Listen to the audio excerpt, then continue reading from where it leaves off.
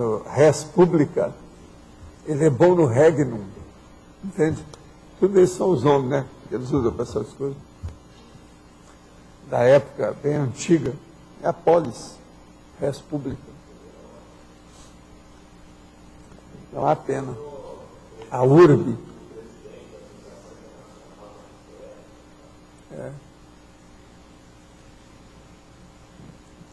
Tem umas pessoas muito boas lá. Eu sou o pior dessa história lá. Lá tem gente muito melhor que eu. Realmente. Agora, esse segundo volume tem menos gente que o primeiro, né? O segundo volume tem menos gente que o primeiro. Hein?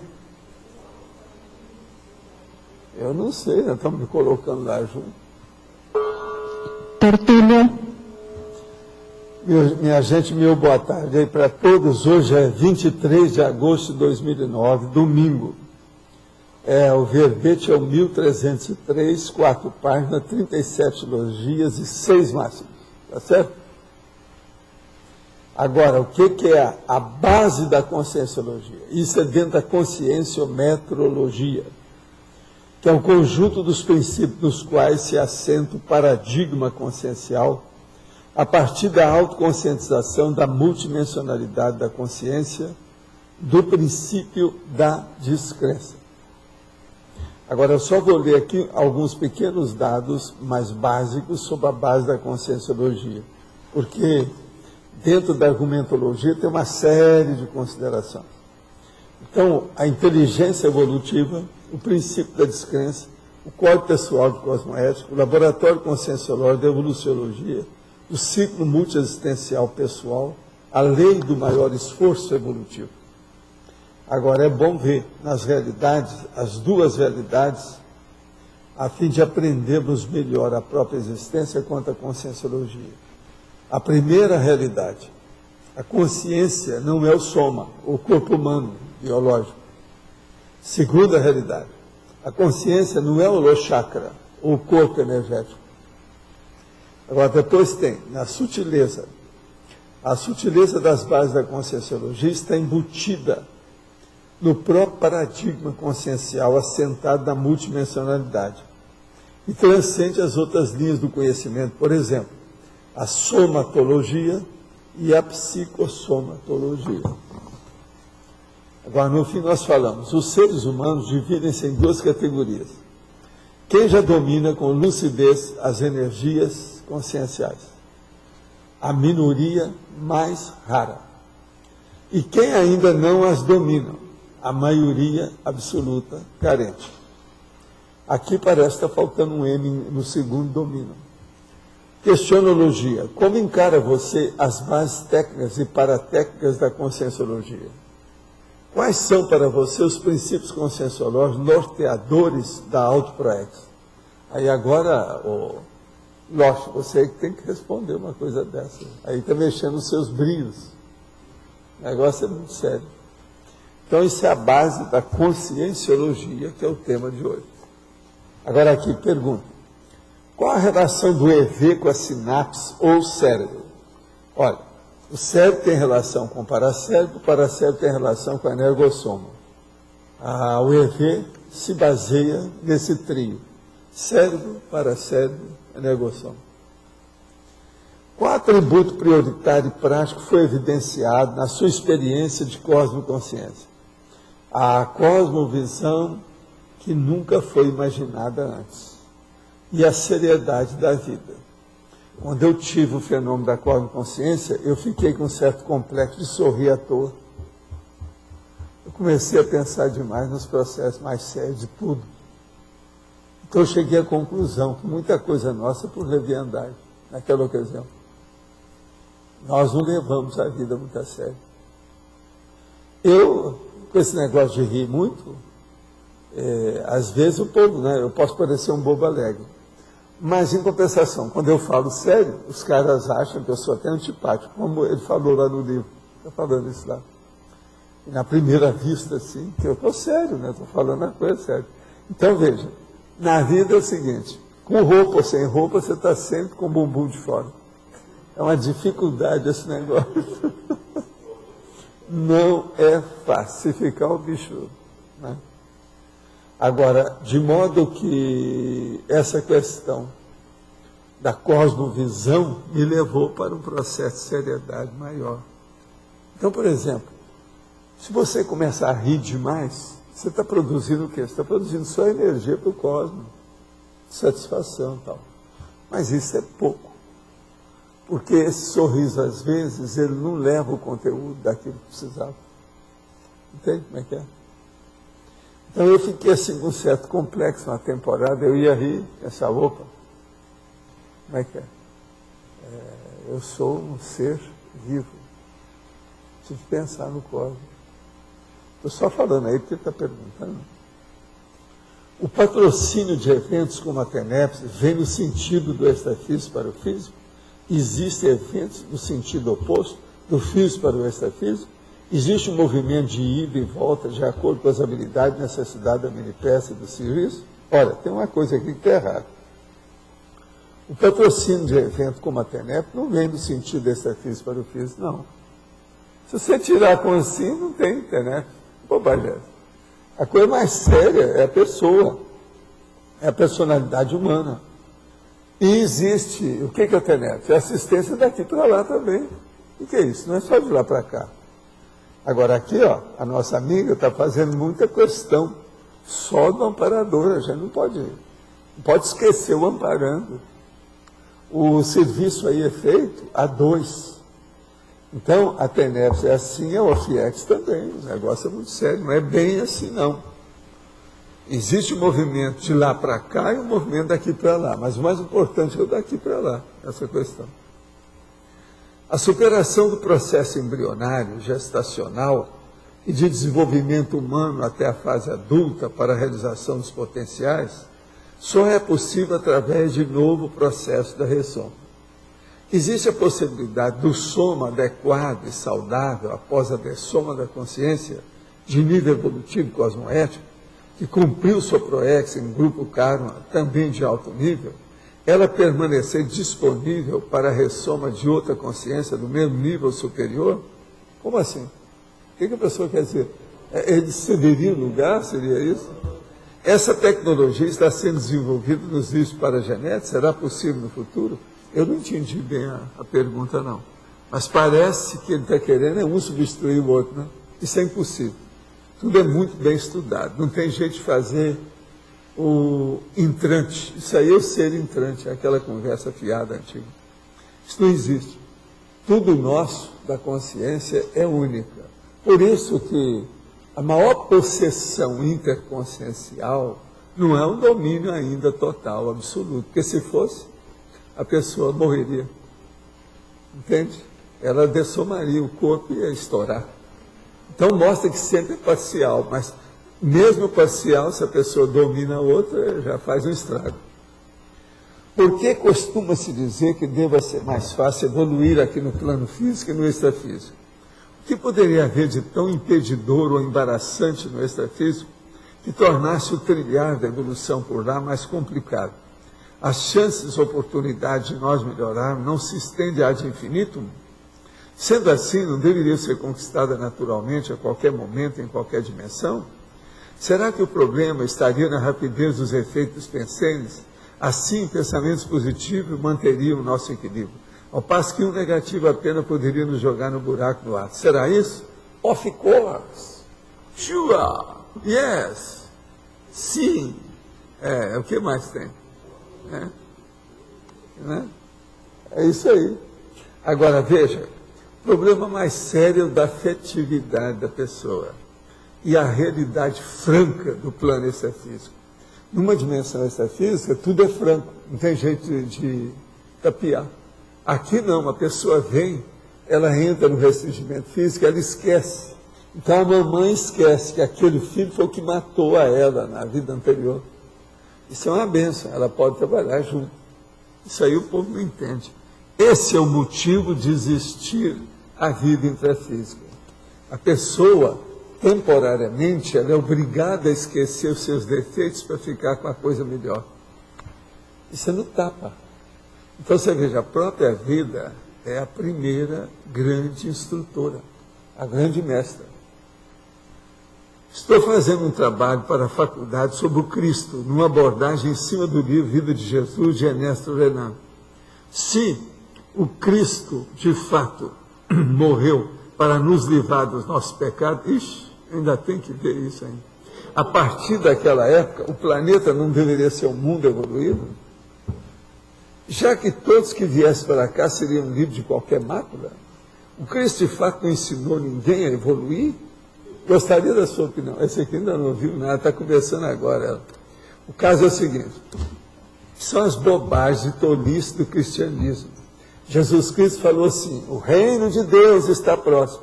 Isso faz 2000 anos. Alguém viu o reino de Deus aí? Eu não vi. Mandar para vocês pela internet, qualquer coisa? Não vi nada. Agora, ele fez uma bobagem muito grande. Ele mandou amar uns aos outros como ele amou, mas ele deixou a coisa muito no ar sobre adoração. Então o povo começou a adorar.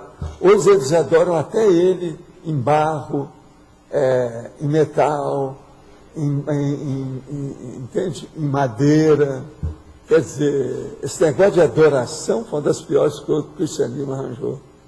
E foi baseado na adoração que eles ficavam com medo das bruxas, quer dizer, das sensitivas, né?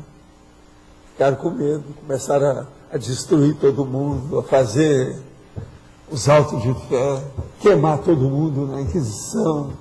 Uma vergonha absoluta, né? Total, né? Terrível. De modo que esse é o processo. Se você encontrar por aí o reino de Deus, você manda falar comigo. Isso é importante. Agora, o Cristo também era muito egóico, muita coisa. Ninguém vai ao Pai senão por mim. Eu sou a luz do mundo. Eu sou o caminho, a verdade e a vida. Quer dizer, qualquer um doido aí na rua, se falar isso, vai para o hospício na hora. Tenho 53 anos e me sinto muito velha para recomeçar. Bom, 53, veja. Eu tenho 77, eu tenho pelo menos a metade da vida dessa nossa amiga. Que vergonha, você está mais velha, e eu não me sinto assim tão velho. Que isso? Eu acho que o envelhecimento deve começar comigo qualquer hora, mas eu não sei quando. Está entendendo?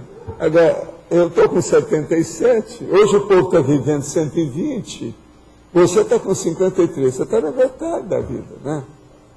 Que é isso? Quantos tem lá, que vocês viram aí? Quantos tem o centenário? No Japão, são mais de 200? 20 mil, pois é. 200 em cada cidade. É isso. Agora, então, veja, estou tentando entender o que o senhor fala e para mim é muito difícil.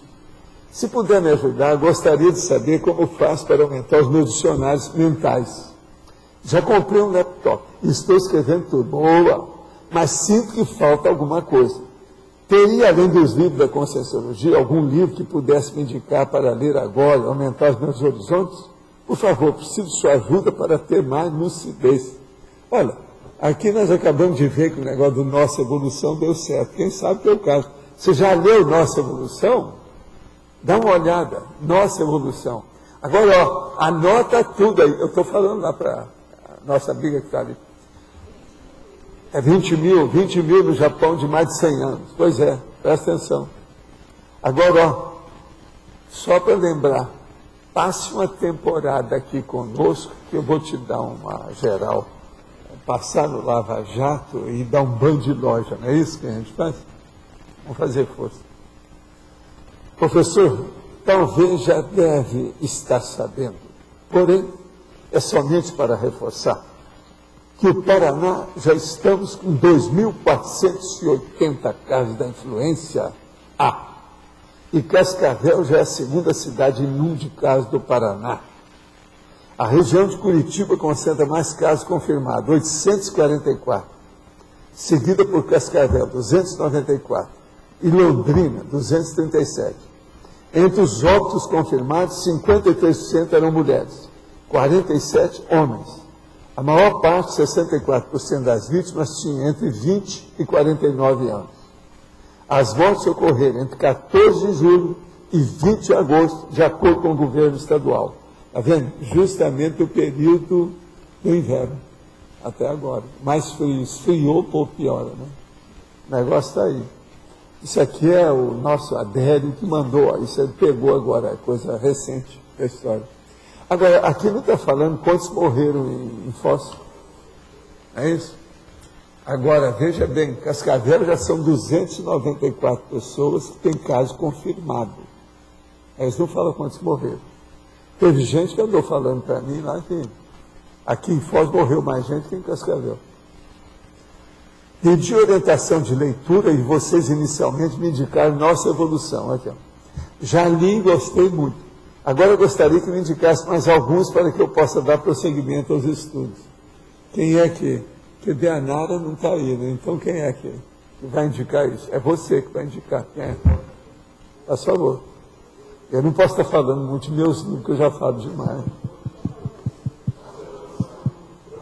Fala com calma para ela anotar. Projeções da Consciência, o próprio Projeciologia. Eu acho que depois ela já vai, os 700 experimentos, e vai depois para os outros tratados. Mas acho que para começar é o Projeções da Consciência, né? E o Projeciologia. E Projeciologia também acho. Foi assim que eu fiz. Qualquer coisa você aparece aqui que eu vou te dar uma mini biblioteca. É assim que a gente faz? Agora, gente, a turma do Rio vai fazer lá o primeiro encontro da paz, o primeiro laboratório da paz do planeta Terra. Eles estão querendo que eu fale para eles o que é que eles devem olhar mais. Olha, uma coisa muito boa que vocês podiam olhar é paz, paz, paz, paz, paz, paz, paz, paz, paz, paz, paz, paz, paz de todo jeito. Estudar o que é a paz. Qualquer coisa, pega uns dados sobre a paz no meu livro, Homo Sapiens Pacíficos. Lá tem listagem do processo. E olha o que é o processo da paz. Existe uma paz íntima e uma paz externa. Existe uma paz individual e uma paz grupal e uma paz coletiva. Existe uma paz nesta vida intrafísica e uma paz extrafísica. Existe uma paz que casa a paz daqui com a paz de lá. Agora veja, paz não quer dizer conjunto de paz. Mas, em matéria de serviço, é mais do que mexer com paz. De modo que a paz exige mais pazes, quer dizer, paz, o instrumento paz, do que a guerra. Vocês estão entendendo bem o que eu quero dizer? A paz exige mais o emprego de pazes, quer dizer, o instrumento da paz, enxada, de martelo, do que a própria guerra. Ela é mais difícil do que a guerra. Quanto mais fácil que tem uma pessoa brigar com a outra, a coisa mais difícil que tem é fazer as pazes. De modo que isso tudo seria bom essa turma falar. O valor da paz, a influência da paz. Ou, vamos dizer assim, o peso positivo da paz no cosmos. Né? Eu queria que você voltasse um pouco na questão do riso, que você falou no início. Do riso, que você falou que depois da cosmoconsciência. Não, o meu caso é o seguinte. E relacionar com bom humor. Quando eu tive o processo nesse meu corpo, aquilo atiçou meu processo de retrocognição, me deu uma visão de conjunto enorme das minhas coisas. Muitos dos meus casos eu tive que retificar, rearrumar, eu rearranjei os problemas meus dentro da ProEx. Então, aquilo para mim foi muito sério. Durante uns dias, eu ia rir e ficava com complexo. Não, vou rir por quê? Eu não mereço esse riso. Eu não mereço rir. Comecei a pensar nisso, me deu um certo recalque. Entendendo? Até eu acabar com aquilo foi um problema. Agora veja, devido ao quê? O processo da seriedade da coisa. Quando você tem acordo de consciência, você vê e você vai começar a dar muito mais valor para isso que eu chamo técnica do detalhismo. Está entendendo? A técnica da exaustividade. A técnica da auto-organização, por exemplo. Você começa a ver que todo detalhe está junto. Então, por exemplo, as minhas 6 milhões de amebas, ou no caso de bactérias, não passo para vocês, já são minhas. Vocês estão entendendo? Não? As suas não vêm para mim. Quer dizer, as suas bactérias estão tudo escritas lá. Rosa, rosa, rosa, rosa. Sou da rosa, sou da rosa, sou da rosa. A minha então, sou do Valdo, sou do Valdo, sou do Valdo. Então você veja, as coisas são tão entrosadas que eu acho que as minhas bactérias não se misturam com a de vocês. Tudo é muito específico. Tudo tem sua razão de ser. Vocês estão começando a entender a seriedade, então, disso? Agora, veja, eu, naquela ocasião, eu já tinha feito muitas projeções, eu sempre falava que a projeção acaba com a seriedade da vida humana. Que a pessoa começa a ver a paraprocedência, aquela coisa toda. Com a cosmoconsciência, a situação dilatou, aquilo expandiu. Eu vi muito mais com a visão curva atrás do morro, a coisa muito maior do que aquilo. Isso ainda é muito pequeno quando eu falo que acabou com a seriedade da vida. Okay? Acho que não é muito pequeno. Agora, de um modo geral, é isso. Eu não sei se está mais ou menos claro o que eu quis dizer. Nesse verbete base da conscienciologia, por que você classificou com a conscienciometrologia? Porque essa porque a conscienciologia que nós estamos falando aqui é um produto humano. Conscienciometrologia é um produto humano. Está claro? Olha, eu queria te perguntar uma coisa. Desde ontem que eu estou trabalhando com o break page. Entende? Não faz mal não, né? Quando eu peguei estava assim, foi você que fez? Eu não quis mexer, porque eu estou com medo de baralhar alguma coisa no seu caso. Está tudo no break page. Você sabe o que é? Tudo no pontinho. Agora veja, não me faz nenhum prejuízo ficar assim não. Se você achar que é bom deixar, pode deixar por mim. Agora, ó, eu peguei o bonde andando, estava naquela marcha. Eu não mudei de marcha, tá certo? Vocês estão vendo como é que a gente trabalha com o computador? E esse computador é muito sensível. Eu, às vezes, fico em dúvida. Eu acho que ele gosta mais do Everton e não de mim. É um processo de domesticidade, sabe? O Everton sabe domesticar mais o bicho. O que o senhor acha do livro Deus um Delírio, do Richard Dawkins? Poderia comentar? É uma boa leitura ou uma grande bobagem? Não, é sempre bom falar nessas coisas. É igualzinho eu que lá no livro lá do Haroldo, eu falei que eu sou contra a religião, esse negócio todo. Só até um certo ponto é isso aqui. Só que tem que esse Dawkins, ele faz muita média com os outros. Eu já falei aqui para vocês, ele devia de ser mais positivo. Então ele faz média. Isso aí não é bom. Uma pessoa que está falando contra o processo da religião e está fazendo média, ainda tem um pé lá dentro, muito sério, não é isso? Está muito sério. Então, tem esse aspecto aí do caso. Agora, que esses livros que estão falando aí na materiologia agora, eles são bons. A gente precisa disso. Na arena das ideias, nós temos que ter ideias de todo tipo nessa época de tanta conselho. Vocês não acham? Isso é importante. Levantar a lebre, haver o debate. Debate sempre ajuda. Na página 26, argumentologia, grupo Karmologia, poderia ampliar na qualidade de tema prioritário para os componentes do grupo Karma e exemplificar?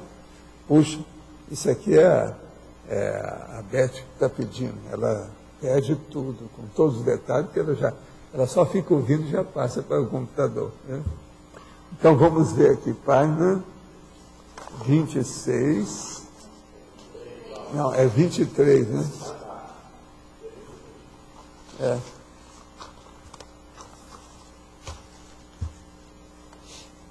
Grupo Karmologia. Consoante a conviviologia, o estudo lógico da consciência, a base fundamental da conscienciologia elimina o gap e o conflito entre as gerações humanas, pois a evolução da consciência interessa a todo ser humano, independentemente da idade física, da qualidade do tema prioritário, na qualidade de tema prioritário para os componentes do grupo karma. O caso é o seguinte: quando uma pessoa começa a estudar mais a própria consciência, ela vai ver, em primeiro lugar, que o processo de geração é um problema de obtenção de lucidez. Então, por exemplo, uma pessoa mais de idade, mais idosa, ela pode ter mais lucidez que a pessoa mais nova. Mas agora tudo depende também do processo da experiência da pessoa. De modo, se a experiência é grande, a pessoa pode vir com uma certa precocidade e ela empalma a pessoa de mais idade. Ela dá o quinal, ela passa na frente. Então, esse processo da briga, dos conflitos de gerações, etc., tal, ele começa a ficar menor com esse processo. Agora, dentro da grupo karmologia, por exemplo, a pessoa começa a estudar o processo. Então ela vê, um filho não pode ir contra o pai o tempo todo. Mesmo que o pai esteja errado, ele tem que ir com calma com o pai. A filha não pode ir contra a mãe. Por quê? Ela deve o corpo que ela tem a essa mãe. Então, há determinadas condições que a pessoa, para ir contra, precisa de ter moral. Ela precisa de ter algum recurso para isso. Então, o ideal, na questão, por exemplo, da briga de gerações, seria aquele que é mais novo, ou aquela consciência que é mais nova, fisicamente, e que está com mais lucidez, dá o exemplo sem desdém. Dá o exemplo sem, vamos dizer, prepotência. Dá o exemplo em silêncio. Dá o exemplo sem cuspir no bofe. Dá o exemplo sem ir contra a pessoa frontalmente, ainda mais se for gente da própria família. Vocês estão entendendo, né, o que quer dizer? Eu acho que é isso que a gente quer dizer aqui. É o estudo lógico da consciência, a base fundamental da conscienciologia. Tira o gap e o conflito entre as gerações. Por quê? Aquele que está mais lúcido vai entender o menos lúcido e vai procurar ajudar, vai procurar educar, vai procurar dar o exemplo. O tema central da base da conscienciologia não é o homeostático, considerando que a conscienciologia é pró-evolutiva. Sim, neutro, quando nós falamos, é tudo que diz respeito à pesquisa mais séria. A maioria, você pode olhar, falou em pesquisa, em experimentologia, em abordagem, o processo qualquer que você vai ciscar a realidade, é uma coisa neutra. Porque a gente nunca sabe o que você está procurando, que tipo de objeto de pesquisa que você escolheu, o que você pretende com aquilo. Como é que a gente vai dizer que isso seja sempre homeostático? Não é. Agora, eu só quero dizer para o meu amigo aqui o seguinte: a conscienciologia pretende ser homeostática o tempo todo, mesmo falando a maior parte do tempo sobre as bobagens da humanidade. Isso a gente também tem que entender. Olha bem qual é a intencionologia predominante naquilo que nós fazemos. De modo que aqui eu considero que o tema central neutro é sempre correto, nesse caso. Tem alguém que está com o microfone? Alguma coisa aí? Professor Valdo. Você falou do riso, eu não entendi bem. E outra coisa, você sempre já falou também no extrafísico, você projetado, você é bem mais sério isso. Tem que ser mais sério, porque extrafisicamente, se você tem lucidez, você vai ver as impurezas, os trafares, os erros, os enganos, muito mais do que aqui, porque tudo é franco, é sincero, tudo é explicitado, tudo salta aos seus para-olhos. Você está vendo tudo ali. Agora, veja, se o povo está lá, tudo alterado, ou sofrendo, em aflição, você começa a rir na frente da pessoa, não é uma coisa meio alterada? O problema todo é esse. Agora, o meu problema lá da cosmoconsciência não foi de ver a infelicidade alheia, não. Foi de ver a estrutura de seriedade que é o cosmos. Então, é uma coisa séria. O Júlio chega a causa Por exemplo, para a aí eu esquerda, tem perguntaria gente para que vocês, pensa você direto, ex-livres, não é coisa em trivial. matéria de riso ou de seriedade, ela é mais do sorriso ou ela é mais da seriedade? O que vocês acham? Dá para a impressão que é seriedade mesmo. Para mim, é mais da seriedade equilibrada. Agora, Valdo, aqui, por exemplo, o seu bom humor, também através do riso, é mais para assistência também. Não, aqui é um processo didático. Mas, por exemplo, Não às entra vezes, físico, igual né? que eu dei lá entrevista lá para o Haroldo, eu falei seriamente, não estava rindo à toa, não. Porque lá não precisa de didática, eu estou mostrando, estava falando sobre a minha pessoa, estão querendo me passar por dentro. Você está entendendo? Então, eu tinha que falar uma coisa séria. Agora ele vira lá e fala lá assim, não, quem vê a primeira vez não simpatiza com ele. Agora, em compensação também, ele está pouco ligando para isso. Não quer saber que é mesmo. É o meu jeito. Você está entendendo como é que é? Agora, eu no normal, eu sou um cara mais de bom humor, né? Mas veja, se eu ficar de bom humor demais, daqui a pouco eu sou bobo alegre, aí, esse negócio. Mas quando, eu já sou bobo da corte. Quando você se Né, concentra em alguma coisa, é lógico, você tem que ser mais sério e é bem mais sério. Você está lá no Locico vendo alguma coisa, está bem. Agora, esse riso, você usa agora, ele. A conclusão que eu tive da prova de consciência que ela está perguntando foi o seguinte: é a mesma história. Isso veio confirmar aquela minha condição. Quando a gente está com predominância muito profunda de mental soma, o negócio é muito sério. Por isso que eu falava assim, meu povo, não me traga nada para assinar, nem coisa séria enquanto eu estiver aqui trabalhando, não. Eu não sei bem, eu estou um pouco descoincidido.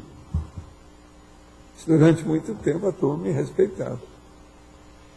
Chegava coisa, quando eu via, acumulava aquela porção de coisa. Quando eu saía, então, do trânsito lá das minhas coisas, eles traziam para mim.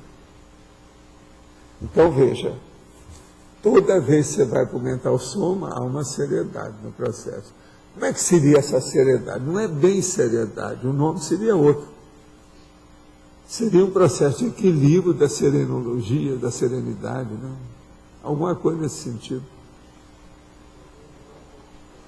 É um comedimento, vamos dizer, tranquilo. Para se concentrar no trabalho, tem essa aparência séria.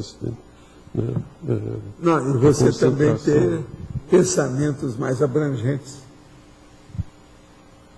Porque o pensamento mais abrangente, ele exige mais espaço no mental soma, vocês não acham?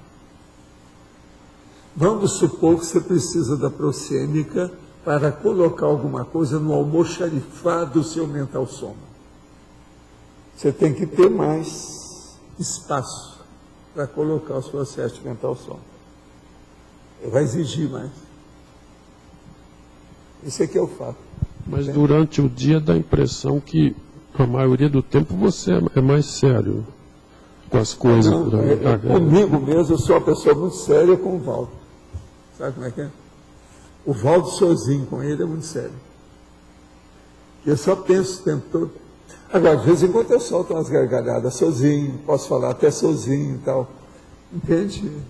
Tem certa hora. E também você precisa de desafogar. Aqui você tem tensão, vai chegar um ponto que o troço imploda, né? Vai fazer uma implosão. Mas a vivência de mental soma, falaram do serenão. Ele vivendo o tempo todo de mental soma, ele tende para ser, acho que sério o tempo todo, né?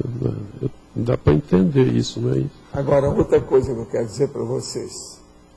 Felicidade não é riso, nem sorriso, nem gargalhada. Felicidade é um estado de tranquilidade íntima. Isso é a serenidade, serenão. Então, vamos pensar bem.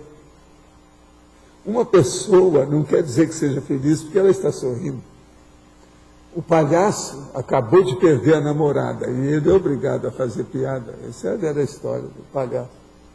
De modo que as aparências enganam, elas não mostram o conteúdo. A gente Nem sempre. podia dizer que tem um mito, né, de achar que bom humor é rir à toa. E não é bem assim, né? Em parte é isso. Precisa de ter cuidado com esse processo todo. A gente vê como é que funciona. Quem é que estava aí com o Professor, microfone? aqui na sala, Ela, né? Por favor, Fafá. na página 23, em culturologia, o senhor fala da cultura da holomaturidade consciencial evolutiva. Eu gostaria que o senhor aprofundasse os passos detalhadamente para se chegar desde lá da pré, né, quando a pessoa é pré-serenão, até o processo da maturidade e de uma holomaturidade. Olha, um caso, você sabe, maturidade depende do nível de autoconsciencialidade da pessoa. Qual a perspicácia evolutiva, a inteligência evolutiva, aquilo que o cara fala lá, a perspicuidade, entende? Do processo de limpidez do micro-universo consciencial. Agora, isso aí depende do patamar, do nível, do grau que a pessoa está, de lucidez. Outra coisa, varia também de acordo com o momento evolutivo. Uma pessoa pode ser muito inteligente. Numa determinada hora, ela pode estar numa condição não muito boa. Então, ela não está em forma. Ela está fora de forma, ou ela está esgotada, cansada, ou recebeu um trauma, que não é o normal dela. Então, por exemplo, de manhã, de tarde, de noite, a pessoa tem um horário que ela é mais inteligente do que os outros horários. Todo mundo é assim. Então, nós temos que considerar que a maturidade varia de acordo com uma série de facetas, fatores, vieses que influenciam a vida da pessoa. E todos esses vieses não podem ser desprezados, porque, de fato, eles atuam sobre esse equilíbrio da consciência. Agora, o que eu vejo é o seguinte: instalar um campo energético para a pessoa pensar é uma das melhores pedidas que a pessoa pode ter. Então, você vai pensar com o mental soma, exterioriza energia antes. Você vai melhorar suas coisas. Você vai trabalhar com o mental soma dentro do seu escritório, no computador. Você tem ali um trabalho para fazer durante 3 horas. Exterioriza a energia ali, no ambiente, antes. Enfim, predisponha, faça um embasamento do seu conceptáculo. Com isso, você vai fazer, vamos dizer assim, melhores contatos com o cosmos. Não é só nessa dimensão, mas todas as dimensões e todas as circunstâncias da vida. Isso ajuda demais também. Pensa o problema por aí. Eu acho que o processo todo aí nós estamos falando de cultura baseado nisso também. Você entendeu mais ou menos a situação, Fafá? Sim. Eu acho que para que se possa focar num processo de maturidade mais profundo, é necessário primeiro resolver todos os mata-burros e pequenos incidentes e problemas que às vezes acomodam uma pessoa. Por isso que eu falo, se você registrou as suas experiências, as próximas você já vai ter mais, vamos dizer, subsídios para poder julgar os fatos. Quanto mais, vamos dizer, um almoxarifado acumulado de acervo de experiência que você tenha, mais escolha, seletividade você vai ter para fazer a triagem, o juízo crítico do que você deve agir e o modo de atuar. Nós, de vez em quando, eu acho, por exemplo, a hora que chegar em dezembro, uma boa coisa que vocês devem fazer é o seguinte: o que é que eu tenho para polir dentro das coisas que eu fiz esse ano? Quais são as aquisições que eu tive nesse ano, do ponto de vista de novidade? pequenas aquisições, todo ano nós temos. Agora, vamos anotar isso para que o nosso acervo fique atualizado. Se uma pessoa, de vez em quando, não visitar o seu almoxarifado de cognição, ela fica desatualizada, ela esquece das coisas. Isso não melhora a memória dela, só piora a memória. Agora, uma das coisas que eu estava escrevendo aqui hoje, eu ainda quero estudar para fazer um verbete, que eu não sei se alguém aí quiser me ajudar, é justamente um caso desse. Em tese, que eu estou colocando aqui é o seguinte, é o pedágio do conhecimento, dentro da parapatologia, ele é nosográfico. Então, seria a alfândega do conhecimento, o pedágio da cognição. Então, existe o conhecimento grátis, a cognição gratuita, e existe também o pedágio. A maioria você paga algum pedágio para chegar até lá. Sim. Agora, do ponto de vista prático, das consequências, por exemplo, que a gente tem, já escrevi aqui, ó, isso foi antes aqui, megacogniciologia. Provavelmente, no estado mundial, daqui a múltiplos séculos, todo conhecimento será acessível e gratuito a todos os interessados. As pessoas vão poder copiar ou se apossar à vontade, livremente, como bens comuns, das obras intelectuais, dos patrimônios de cognição e das patentes dos medicamentos. Os copyright e os royalties irão para o lixão da história humana. Até lá, cabe à consciência ilustre começar a dar o exemplo da reeducação interassistencial, cedendo os próprios direitos, os patrimônios que ela tem. Vocês estão entendendo, então, o que quer dizer que isso? O pedágio do conhecimento. Nós vivemos a plena época do pedágio do conhecimento devido ao capitalismo selvagem. Tudo tem preço. Se a pessoa descobre para escrever um opúsculo, ela já cobra caro aquilo, já tem patente, que não sei o quê. Outra coisa, olha a briga que existe, é uma cópia de qualquer coisa. Agora, a internet, ela veio para acabar com isso. A internet e a praia são as coisas mais avançadas em matéria de socialismo. E é a democracia pura. De modo que nós vamos acabar com o conhecimento pedagiado. Entende? Pago. Isso tem que acabar. Então, por exemplo, no Estado livre, mundial, a pessoa não é obrigada a estudar. Mas todo estudo é gratuito. Isso aqui é o caminho mais sério, isso é o óbvio. Todo mundo já pensou muito.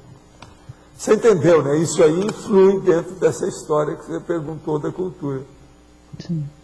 Eu estava justamente pensando sobre isso, sobre essa questão do pedágio, não bem dentro desse sentido, mas há 2 dias eu venho pensando que os mini detalhes da consciência precisam ser ajustados de maneira abrangente para que a pessoa consiga se organizar dentro do seu maxi planejamento e focar naqueles objetivos que realmente são prioritários. Então, aqueles mini nós estamos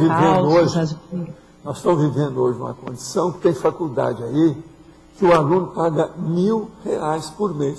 Vocês sabem disso, né? Mas eu sei que tem, mas, gente, R$1.000 para mim já é muito. Medicina é 5 mil.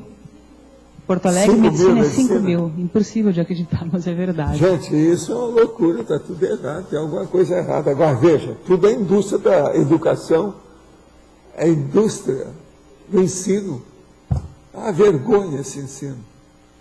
Agora, veja, onde é que está a democracia? Foi para o espaço. Não tem democracia nenhuma nisso, não. Tem um capitalismo selvagem doido. Agora, ó, esse é o motivo. Meus livros, eu nunca cobrei nada, nem ganhei dinheiro com isso diretamente. Eu fui fazer meu pé de meia noutra área. Não foi através dos livros. Está certo? Está certo.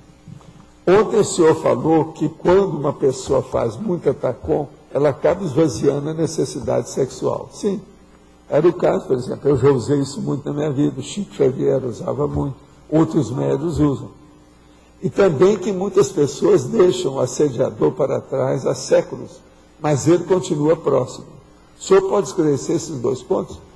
Presta atenção, você já deve ter ouvido eu falar o que é uma pessoa desassediada permanente total. Nós chamamos isso de desperto. Isso é a dispersidade.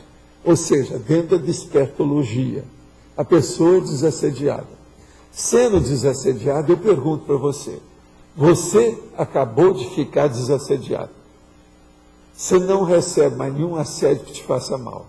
Mas você vai continuar recebendo, talvez até mais assédio, de todo mundo que ainda não chegou a ser desperto igual a você. Então vamos entender bem como é que é. Numa condição dessa, como é que fica a pessoa dentro desse processo?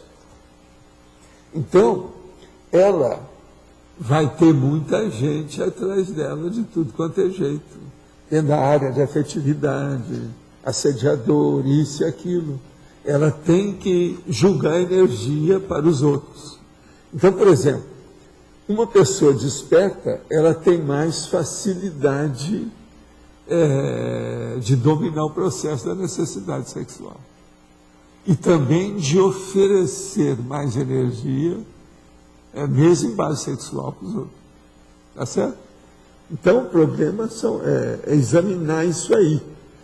Os assediadores continuam próximos, sim, mas não ofende a pessoa. Não pega mais. Os íncubos e súcubos, banana technique para eles, quando chegar a desperticidade. A sensação nos nossos ombros, no cangote da pessoa, quando a sentimos, é sempre ruim, ou pode acontecer nessa mesma região também energias boas? Olha, isso aí é aquele negócio do Einstein. Eu tinha os gênios, né? Eu via através dos ombros de gigantes. Não tem essa história? Então, o negócio nem sempre é negativo. Você olhar por trás, você está aprendendo alguma coisa. Eu desejaria conversar com o Serenão, mesmo que ele viesse falar comigo de costas. Tá certo? Isso é um problema óbvio. De modo que esse negócio de ombro varia o que é que tem. Existe aquele caso daquele menino que tinha um o paramicrochip, e que a Bravo levou lá para eu ver o que fazia com ele. Então tiraram o negócio dele e ele sentia que ele tinha um aparelho que pegava da cabeça e os dois ombros.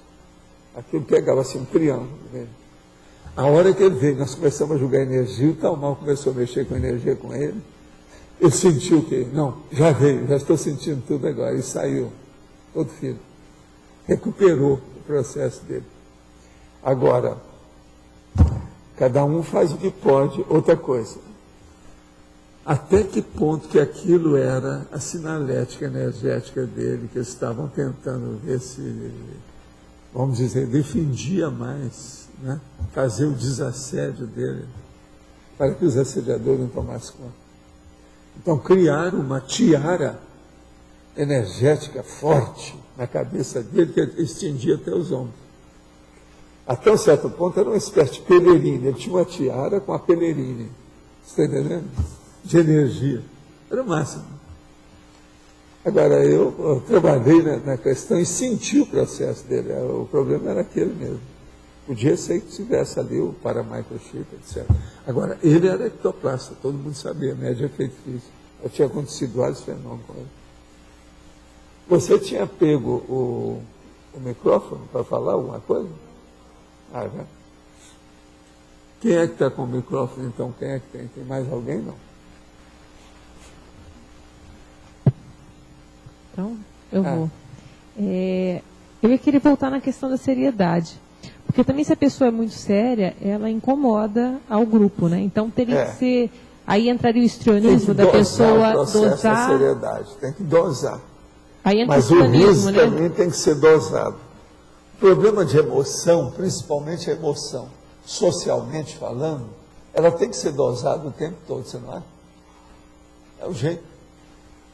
Você vai no enterro e começa a gargalhar, nem sempre vai dar certo, porque às vezes o cara que morreu não é o palhaço. E a família está toda ali chorosa, tal, lacrimosa, tem as carpideiras chorando, tal. Como é que fica? Então, solenidade é uma coisa relativa também.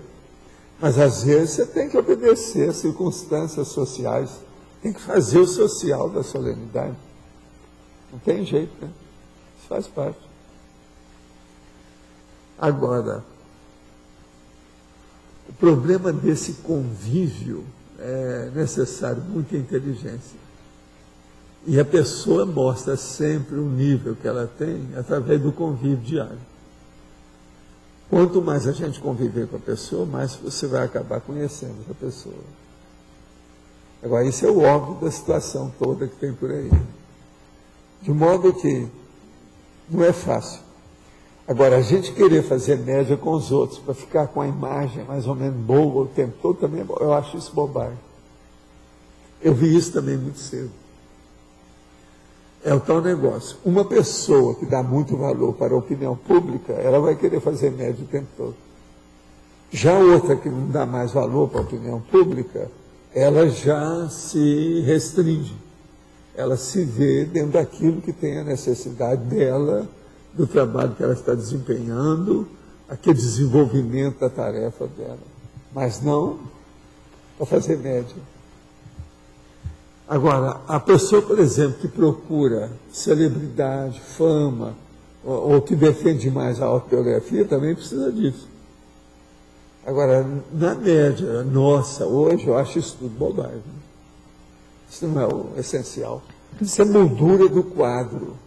E uma moldura dessa mensagem é desnecessária. Né? Nós não precisamos. Agora, gente, o que tem de moldura hoje na Terra, há um predomínio absoluto. De tudo. Mesmo as pessoas que nós recebemos aqui, ainda tem muita moldura. É muito difícil, você tem que fazer um mise-en-scène muito grande, preparar um ambiente até você chegar num nível que possa falar as coisas mais claras com os outros. A própria educação moderna exige, né, muita coisa. E outra coisa, tem cultura pior que a nossa. Você vai na China, você tem que te entregar o cartão com 2 mãos. Você quer mais besteira do que isso? Quer dizer, coisa de criança. Estão brincando de cozinhadinho. Agora, é assim um monte de coisa que tem. São todos idiotismos culturais. Agora, o idiotismo cultural, dentro do processo das, vamos dizer, das cangas, né, sociais, isso aí tem demais. É muita coisa que tem. Professor, na página 24, na teaticologia, o senhor coloca 4 itens, um deles é mutações. Eu queria que o senhor falasse um pouco mais sobre mutações. O caso é o seguinte, na análise da holossomatologia, o estudo teórico e prático de 4 veículos conscienciais, o soma, o holochakra, o psicossoma, o mental soma, e as relações interveiculares é inarredável para o autoconhecimento. Você quer saber o que aqui? Não, eu quero entender melhor a questão das mutações. Como é que o senhor fala sobre mutações na questão da consciência? Ao sermos consciência lúcida, capaz de entrosar as essências com cosmoética, dinamizamos as mutações na evolução pessoal e na evolução dos outros. Sim. O problema é o seguinte, pergunta para você, as minhas energias conscienciais são cosmoéticas quando? Eu não fiz uma pergunta, por exemplo, elas são sempre cosmoéticas? Não. Eu perguntei quando, quer dizer, eu sou uma pessoa que entenda a natureza humana alguma coisa, senão não faria essa pergunta. Certo? Então a primeira coisa que você tem que perguntar é isso. Vendo o processo de mutação, como é que fica? Processo das energias. É a base de tudo. Essa vida energética. Pensa nisso. Sim. Uma coisa que eu fico pensando no estudo da própria... Eu estava olhando hoje lá o quadro do Homo sapiens, né, o Homo progestius, e essas definições, esses novos... essa nova evolução da consciência, né? E as mutações, como o senhor coloca aqui, eu queria entender, é isso que o senhor estava falando, quer dizer, as mutações elas vão se dar, então, através do nível de cosmoética da consciência. Agora, o nível de cosmoética é teático, não é só teórico. Uhum.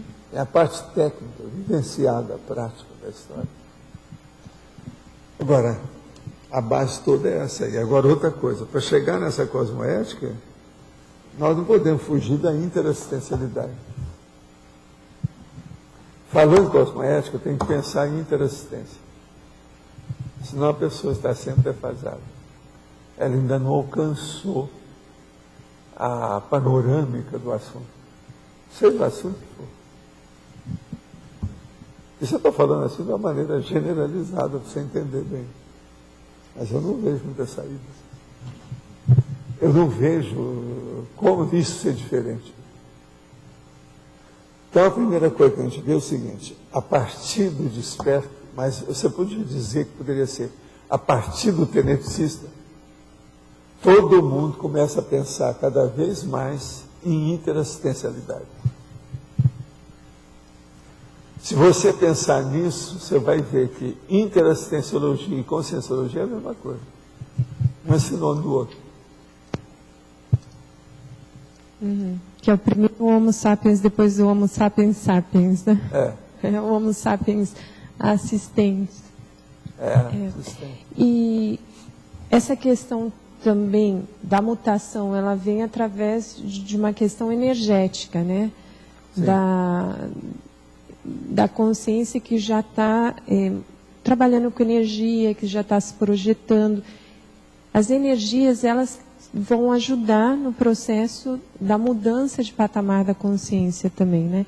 Além da interassistencialidade, ela tem que ter uma predisposição a isso, mas as energias ajudam a questão da mutação, né? No caso do... Agora, o caso nosso é a autoconscientização desses processos. Tem uma pessoa que queria muito sair do corpo e ter uma autoconscientização multidimensional. Aí eu comecei a fazer uma série de questionários com a pessoa, porque eu via que ela está muito distante daquilo. Então, eu comecei a levar e fazer o tipo maêutica, usando tudo que ela falava, e eu tornava a voltar para ela. E a gente chegou à conclusão, falou assim: você não está entendendo nada de energia, como é que você está pensando em projeção? A pessoa reconheceu na hora. Então, teria que começar a estudar mais o processo da energia, porque tudo tem um passo antes para dar um passo depois, outro passo depois, tudo tem uma sequência. Agora, as pessoas querem passar o carro diante dos bois porque ela tem uma autoimagem errada. Uma pessoa, por exemplo, ela chega só porque entendeu alguns conceitos da conscienciologia e ela é capaz de posicionar aqueles conceitos em palavras claras no coloquialismo, ela acha que já dominou o processo. Não é assim, a vida não é isso. Então, o problema prático da coisa tem que ser levado em consideração. Entende? Então, a teática aí não pode ser esquecida nunca. Muito seriamente. Agora, na questão teática, olha bem como é que é a teática. O pensene é tem, sem e N. A teática é justamente isso. É a ideia que manda na sua consciência. Mas você precisa de ter instrumento que é o N, que é o sem, que mexe ali dentro. O instrumento mesmo seria energia, mas através da emoção que você mexe. Então, veja, a teática está dentro do próprio pensene. Entendeu? Entendi. Agora, na questão do Homo sapiens, quando o senhor coloque, eu queria entender melhor, a questão de colocar o Homo sapiens urbanizatus antes do Homo sapiens sapiens. Não, essa ordem aí depende do que é que a gente faz para fazer a pessoa pensar. Entende como é que é? Mas algumas vezes tem uma sequência natural. Por exemplo, eu também às vezes uso algumas assim, são fiorituras, no caso, coisinha à toa, simples. Quando eu falo evoluciens, é uma coisa. Se eu falar evoluciólogos, é outra. Se eu falar, por exemplo, proexista, é uma coisa. Se eu falar proexólogo, já é outra. Essas nuances a pessoa vai vendo pouco a pouco. Agora, a outra também é que, nesses processos, por exemplo, assim, de homens, às vezes tem uma sequência de um jeito, às vezes o critério é outro. Essa aqui, por exemplo, vamos ver. Conscienciômetra. autoconsciencial, ortopensêmico, pesquisador, evolutivo, epicêntrico, desperto. Essa aí até que está, do ponto de vista de evolução. Está mais ou menos dentro do processo. Agora, o evoluciens, ele vem antes do epicêntrico. O epicêntrico, ele tem que entrar na questão do parapsiquismo. Agora, o que define mesmo essa mudança do Homo sapiens sapiens para um Homo sapiens que já um novo homem que já está se projetando, já vive a multidimensionalidade? Se a gente tivesse que resumir esse aqui num Homo sapiens, seria o Homo sapiens projetus? Projeto projetou consciente. Porque ele já está vivenciando a multidimensionalidade, não é isso? Agora, o negócio mais certo não é o autoconsciencialis, é o cosmoconsciencialis. Esse vem na frente, lá, todo mundo, se você for olhar por aí. Agora, se você examinar só os homens, eles já mostram o processo evolutivo para você claramente. É para isso que a gente usa essas expressões. Mas, lógico, o que você queria? Dentro do seu dia a dia, qual que é a hierarquia da sua atenção? Você está fazendo alguma coisa? A hierarquia da minha atenção? Da sua atenção. A primeira coisa é assim, seja o que for que eu estou fazendo, se vem o curisco, você sabe o que é curisco? O relâmpago, curisco. Se vem o curisco de uma ideia, eu dou valor para o curisco. Essa palavra curisco a gente usava muito no gibi, com as coisas tudo antigas.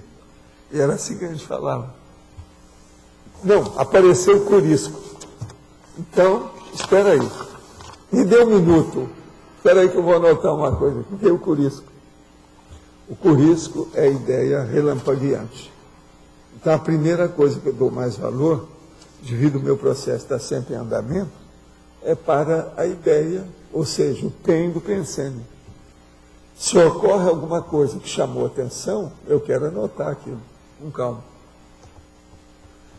Outra coisa, eu tenho confiança até um certo ponto da minha memória, mas sempre que eu posso, eu anoto. Por quê? Eu não sei se vem um enxurrinho de ideias. Uma coisa é você guardar 1, 2, 3 ideias, outra coisa é você guardar 30.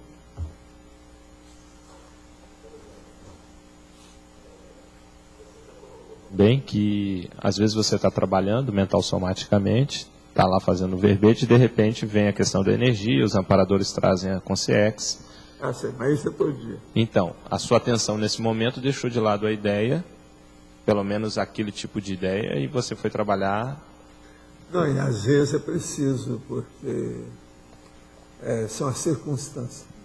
Por exemplo, eu vou falar uma coisa que eu nunca falei para o Everton.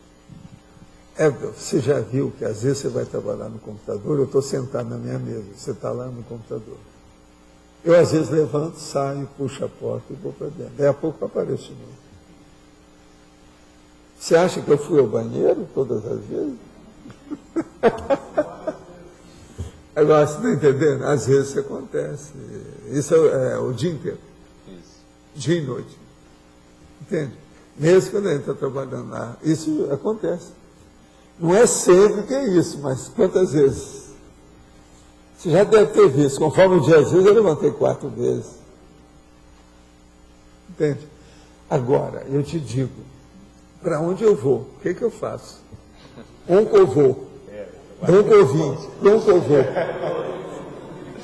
Quase sempre eu vou para o quarto e lá já estão as consciências me esperando, as consciências.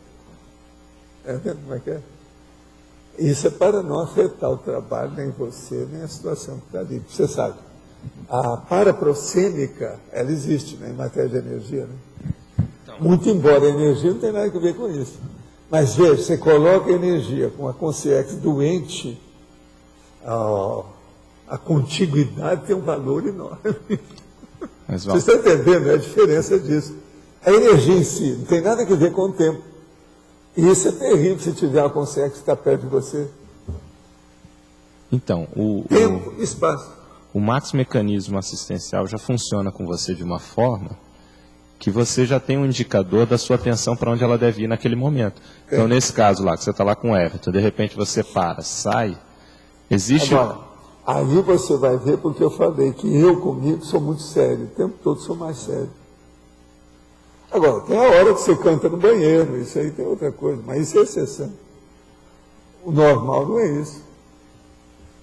Eu posso até cantar andando na esteira, mas o normal não é isso. Então, até na esteira eu sou sério, que eu estou pensando nas coisas. Mas o que eu queria entender é justamente essa sua hierarquia da atenção, quer dizer, quais são os critérios que você o tempo todo está utilizando? Eu sempre, na hora eu já sei, né? Porque tudo a gente já viveu muito, né?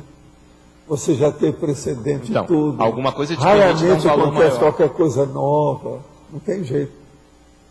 Então eu dou prioridade para aquilo que eu estou fazendo, seriamente. Eu posso ser até sem educação na hora que eu estou fazendo isso, devido ao processo mental sono. Entende? Porque o que interessa é você alcançar aquele objetivo de imediato, para ver o que é. A gente passa por cima da coisa, faz o jumping, para ir diretamente ao que interessa, ao essencial. Quem é que vai falar? É você? Vamos aproveitar aqui então. Vem cá, não tem mais, não havia aí uma série de... É questão dando menos atualmente, né? Microfone, né? Microfone. Porque tinha mais, né? O Albertinho está economizando microfone. Qualquer coisa tem um aqui, ó. Eu posso passar. É só para pegar esse último ponto que você colocou, quer dizer, você dá prioridade para aquele objetivo imediato. Que também você está pesando a questão cronêmica. Tem hora que você tem que priorizar o imediato, tem hora que você tem que priorizar o que seria pós isso. É isso aí. O tempo todo é isso. É essa questão que eu queria entender, justamente esses pesos que você tem. Por exemplo, existem as etiquetas, cerimônias e rituais da própria vida. A porta que você abre, a porta que você fecha. Um objeto que fica aqui, o outro objeto que fica lá. Um entrosamento que você precisa de uma coisa dessa com o outro. Por exemplo, uma vez eu acho que eu já te falei isso. O povo já tinha visto isso comigo, mas eu é que vejo mais comigo devido à intimidade minha comigo, né? Então o problema todo é o seguinte: toda vez que eu começo a ficar muito sozinho comigo, eu diminuo a materialidade e fico mais extrafísico. Agora, eu já te contei o caso da minha mulher, que quando eu telefonei para ela, ela vira e falou assim: você abriu a mala? A hora que eu estava lá em Verona. Você te pendurou o terno no cabide? Agora, por sinal, quando ela chamou, falou assim: não, a mala eu já abri, mas de pendurar a roupa eu não vou de pendurar. Não. Eram só 10 dias que eu estava passando lá, eu já sabia tudo o que era, a mala tudo arrumadinha, tudo certo, não tinha nada. Agora, a minha tendência é essa.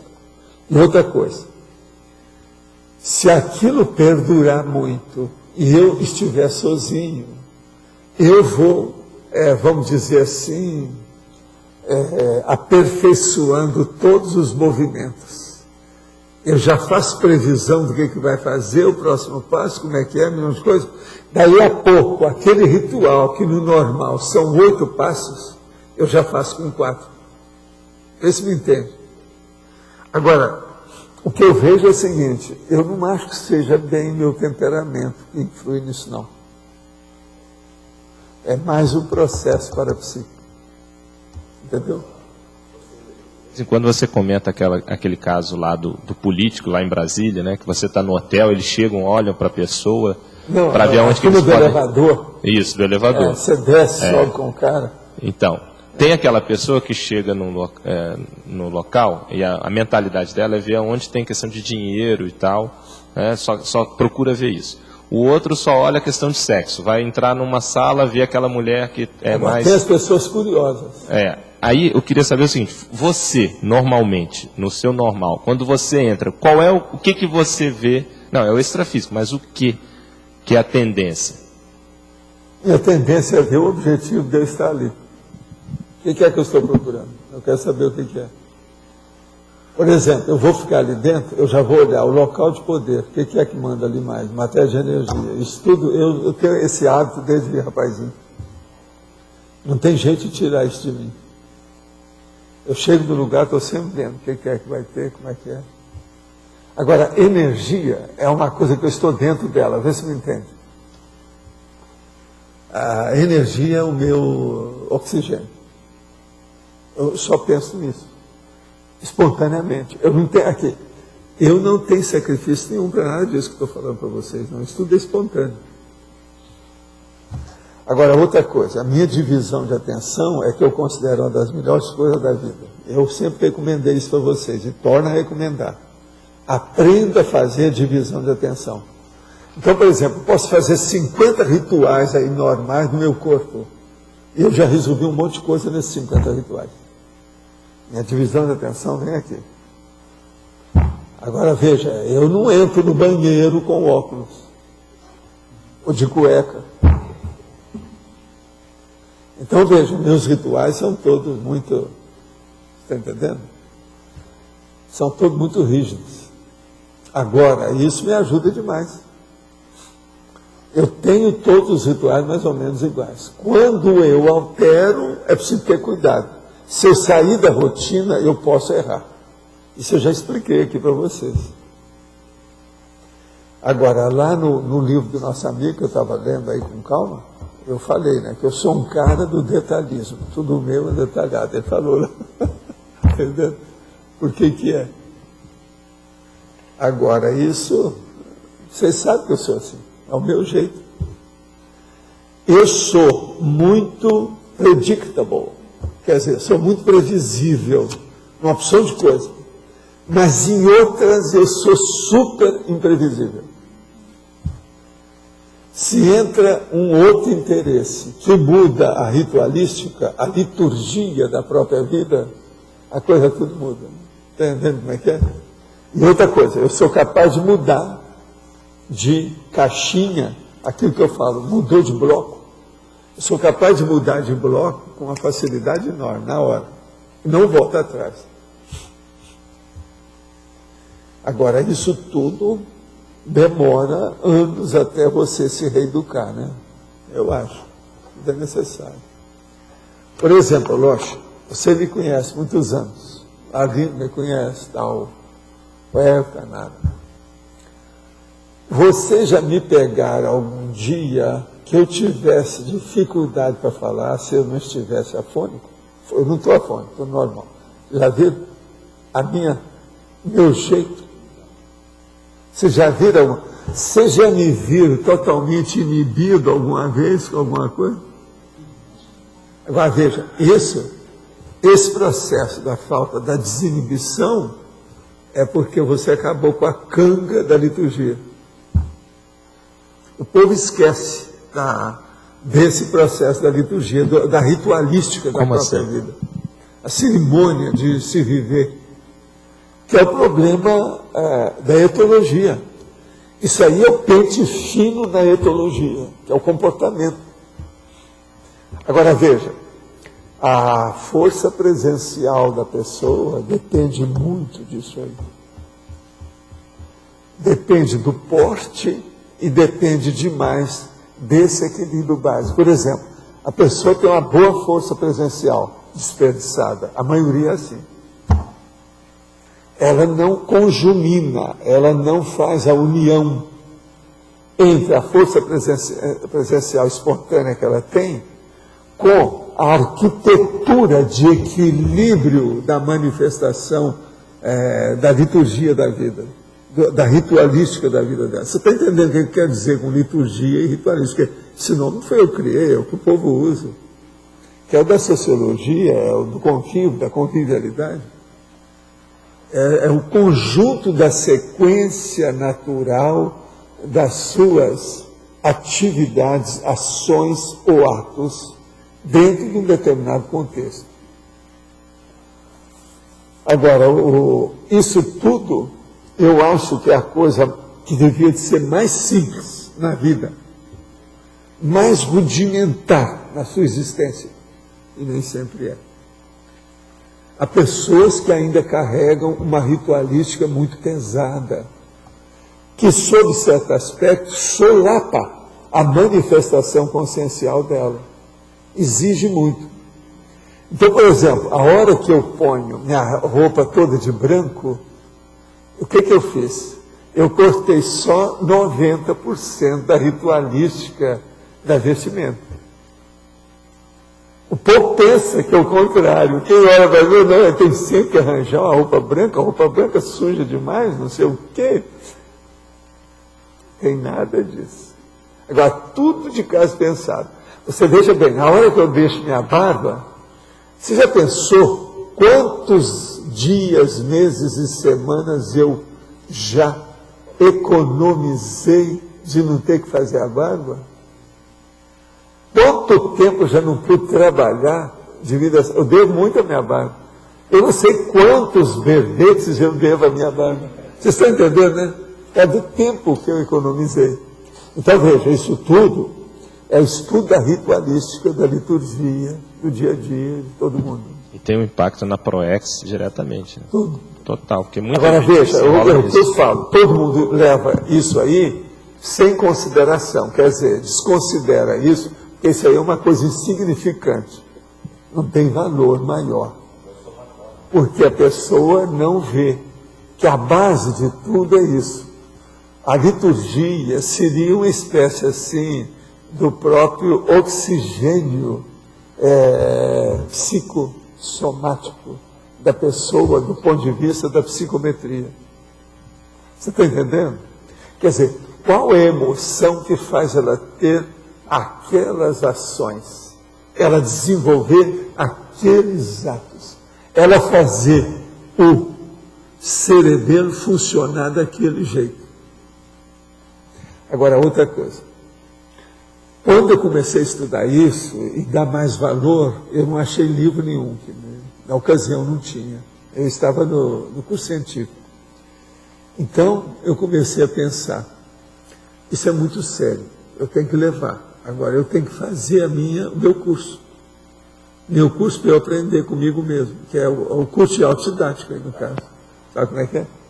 Agora, eu comecei a pensar nisso tudo. E comecei a observar os outros, como é que era o ritual de cada um. Como é que as pessoas se manifestam? Você pensa que todo mundo é igual, não é. Cada um tem coisas específicas, direitinho. Então, por exemplo, a primeira conclusão que eu cheguei, as mulheres são as que perdem mais tempo. Todo mundo sabe disso hoje. Hoje já se fala nisso. Você vai pegar uma revista de mulher, você vai ver logo como é que você perde tempo com besteira. Certas revistas de moça, de mulher que tem por aí, é um conjunto de bobagem que eu vou te contar. Nem os livros infantis não tem tanta bobagem. Entende? Só o processo, a hora que fala em cor, por exemplo, é um problemão. A curva do cabelo, o tipo de cabelo. Eu fui estudar cosmetria, porque o que me chamou a atenção era justamente isso aí. Como é que a gente faz para reduzir essa escravatura, essa escravidão? Entende? Então o problema todo é esse. Agora, o problema, por exemplo, sério, eu estou falando aí do ponto de vista da atitude da pessoa, tá certo? É eu com o meu corpo, a minha movimentação, a psicomotricidade. Agora, por exemplo, aí vem aquela conversa que eu falo do Garcia. Nós vamos comprar uma poltrona, não, vamos comprar uma poltrona que vai servir para o resto da vida, que não precisa de trabalhar muito com ela. Ela já é naturalmente limpa. Para limpar, você passa um pano que ela já melhora. Então, tudo prático, objetivo, pragmático. Agora, não precisa de ser feio. Não precisa de ser pobre. Aí é que entra o assunto. Não precisa de ser feio e nem precisa de ser paupérrimo. Presta atenção. Então, no meio termo é que está a virtude nessa história toda. Aí então você vai ver minha vida. Eu não tenho requinte, mas em compensação, no meu escritório você tem tudo top de linha. Isso é requinte? Não. Isso é funcionalidade, é fisiologia. Você começou a entender a diferença? Agora, eu no curso meu, o científico, Eu entrei lá, já tinha lá meus 16, 17 anos, comecei a pensar nessas coisas todas e comecei a anotar tudo. Aí eu começava a ver as meninas e os meninos, os professores e as professoras, a turma com quem eu convivia, e via a situação da... Aí eu falei assim, não, agora vamos estudar o que é que essas pessoas pensam que elas não falam. Aí eu fui falar com um dos nossos professores, depois com uma professora, eu não achei muita saída. Mas aí veio uma consciência e falou assim, no próximo domingo, quando você estiver sozinho, você vai ao banheiro feminino. Aí eu cheguei no banheiro feminino e fui ver o que estava escrito nos vasos, nas coisas todas. Fiquei besta. Era aquilo que o povo não fala. As meninas não falavam, mas elas pensavam aquilo. Então, veja, eu acessei o pensamento íntimo do mulherinho através do banheiro feminino. Você não acha que foi a maior indicação que eu poderia receber? Eu fiquei besta. Quando cheguei no domingo, cheguei lá e falei, isso aqui precisa tirar uma fotografia, de ver. Agora, aí eu cheguei lá para a administração também depois e falei assim, olha, seria bom limpar aqueles banheiros, que está demais. O banheiro das moças está pior do que o dos rapazes. Tem que dar um jeito nisso. Então, você está entendendo aí o que é seu e o que é dos outros. A poltrona, o banheiro. Por quê? Aquilo ali é a pista por onde você anda. Essa pista, ela recebe influência e vamos dizer, o acostamento da pista principal por onde você está passando com você. Você é o carro. Então, isso tudo tem sua razão de ser. Agora, esse é o motivo dos meus negócios. Por exemplo, o Everton me conhece com meus dados, minhas coisas, como é que é a minha intimidade doméstica, essas coisas todas lá, que ele sabe como é que é. E eu acho que ele sabe que eu sou detalhista igual ele. Nós dois somos detalhistas nas coisas. A gente vê tudo. Por exemplo, é ele que pega aquele círculo branco e coloca no lugar que está preto.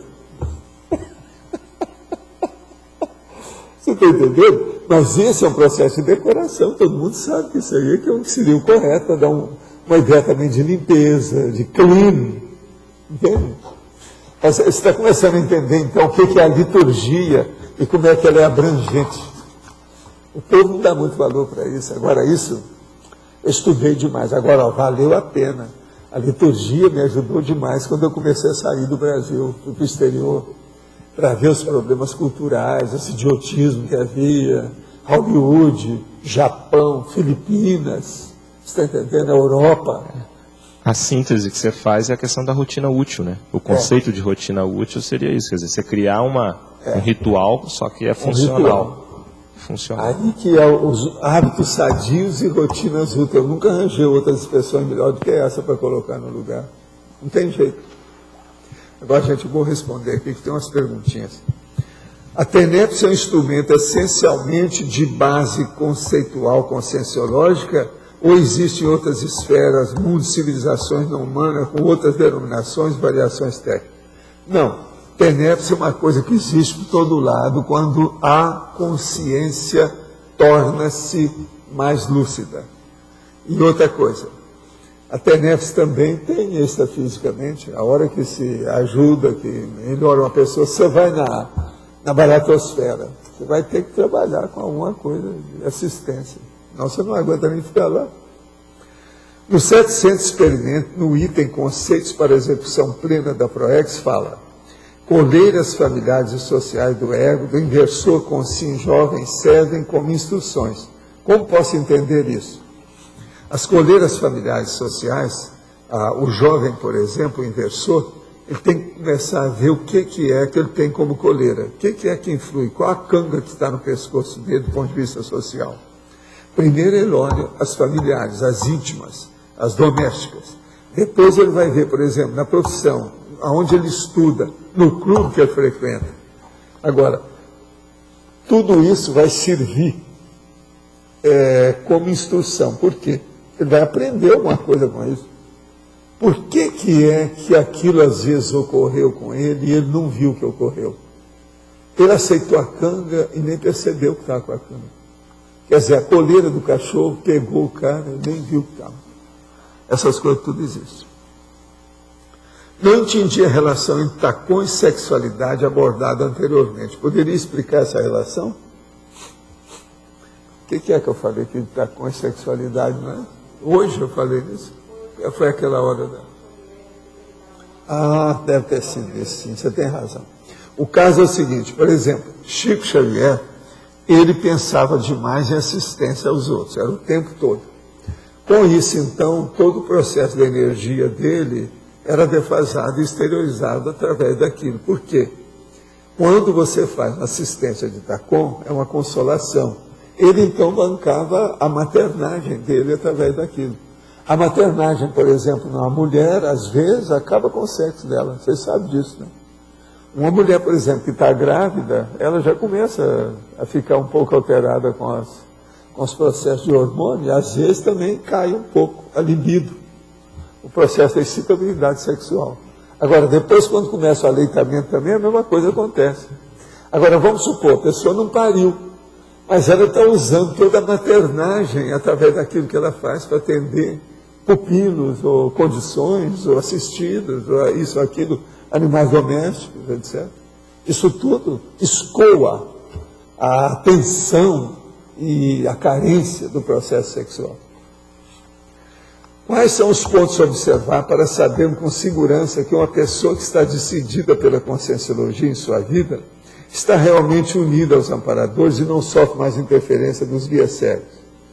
Quanto tempo e quais posturas são favoráveis para a pessoa de fato estar vinculada ao amparo e assistir aos guias cegos? Como proceder para adquirir maturidade, seriedade equilibrada, mantendo o continuismo e o bom humor? Olha, a primeira coisa, você vai ver qual é o nível da desassedialidade que você já consegue conviver, né? Porque isso aí que a pessoa está pedindo é a dispersidade. Então o problema é ver qual é o nível. E outra coisa, mesmo com a dispersidade, você não vai ficar livre dos guias cegos, pelo contrário. É aí que você vai ao encontro deles. Você vai fazer mais assistência. Então o problema todo, tem que examinar isso aí com calma. Agora, examina você. Por exemplo, hoje é domingo. Essa semana que passou, você fez o que em matéria de assistência? Você pensou qual percentual nesses últimos 7 dias você pensou nos outros, em vez de pensar em você? Quantas horas por dia você relegou a alguma tolice e quantas horas você aplicou em alguma coisa positiva de assistência? Pensa nisso. É por aí. Isso não tem milagre. A pessoa tem que procurar. Como é que os amparadores fazem para não entrar na emoção no processo de assistência com assistido muito doente? Compaixão não combina com tares? Compaixão só combina quase sempre com o processo parapatológico. Se uma pessoa tiver compaixão demais, tem algum processo parapatológico. Tem que examinar bem isso aí, com calma. Agora, compaixão, nós todos temos. Se você não tivesse compaixão, como é que eu ia viver, por exemplo, com a Arlindo? Aqui trabalhando todo dia com a Arlindo. Não, Arlindo, você comigo, como é que seria? Tem que ter uma certa tacô nessa história, senão não vai. Como é que seria impossível, não é isso? Como faço para controlar a ansiedade? A causa pode ser de minha vida passada? Tudo indica que sim, né? Se você já está reclamando, é porque o negócio deve estar pesado. Está na cara que é. Essas coisas não acontecem. No caso da última semana, a pessoa ficou ansiosa, depois que falaram que vai sair a nota dela. Só isso é pouco. O negócio deve vir de trás, é coisa mais séria. O senhor pode aprofundar sobre os tecnopensênios e a tecnopensenidade nesse contexto da base da conscienciologia? Sim. O problema todo é o seguinte. A tecnopensenidade é a qualidade que a pessoa usa nos pensamentos dela, que já são lógicos e já entra dentro de uma vamos dizer, racionalidade positiva, um equilíbrio mais amplo. Agora, a partir disso, então, a pessoa já está caminhando para uma linearidade pensênica. Ela está pensenizando com maior equilíbrio.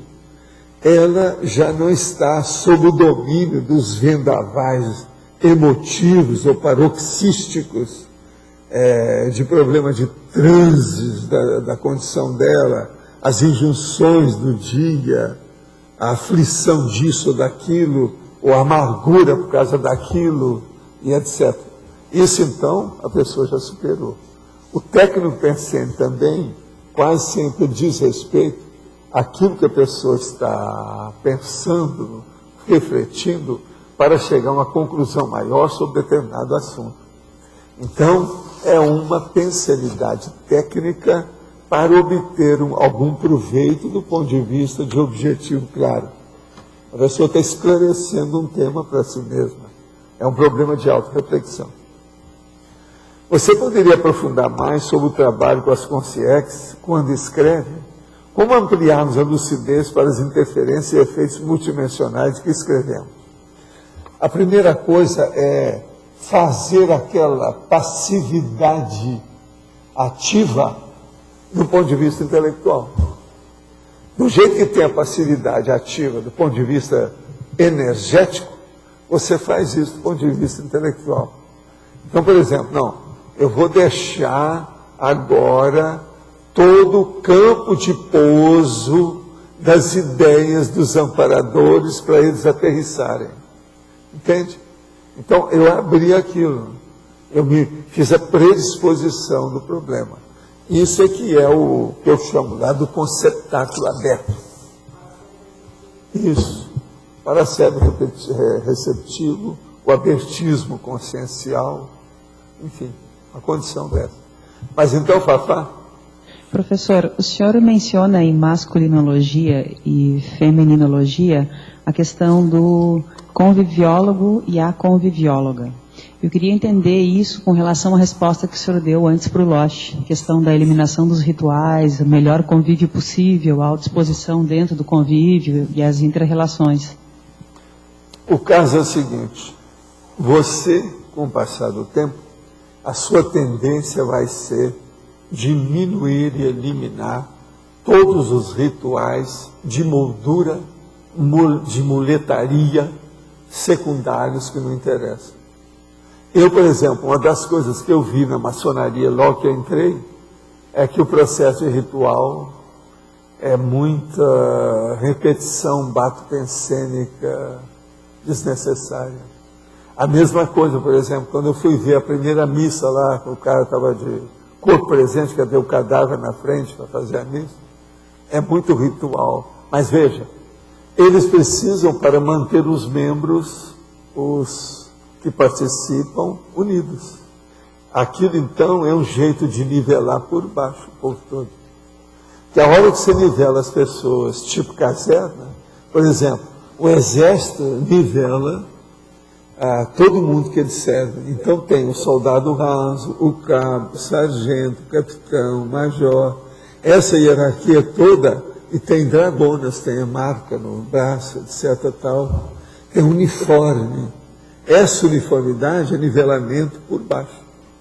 É tanto que, durante dezenas de anos, as mães gostavam de colocar os gêmeos, 2 gêmeos, 3 gêmeos, etc., 4 gêmeos, tudo igual.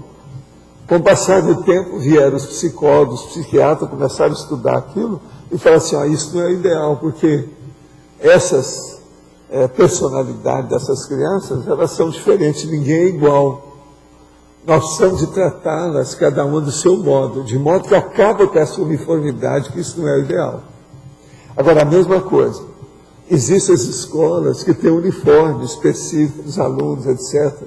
No Brasil tinha muita escola normal, que tinha aquela blusa azul com a saia azul, uma branca com azul, etc. Todo mundo já sabia, né? Então, veja, isso também é nivelamento por baixo. Até que ponto que isso é bom, até que ponto que é ruim. Dependendo do contexto, quase sempre é pior do que melhor. uma boa parte desse contexto todo. Então você vai ver que é muito importante a gente estudar os detalhes da ritualística e da liturgia, da cerimônia, do próprio modo de viver, devido às diferenças de temperamento das pessoas. Entendeu? Isso também importa muito. Uma pessoa, por exemplo, você já tem um modo de se relacionar. Sim. Você, então, com isso, você elimina uma porção de mise-en-scène. Quer dizer, os passos perdidos, a soleira da porta, aquela entrada. Você já vai nos finalmente, você acaba com os prolegômenos. Você já sabe o que é, você já tem experiência daquilo.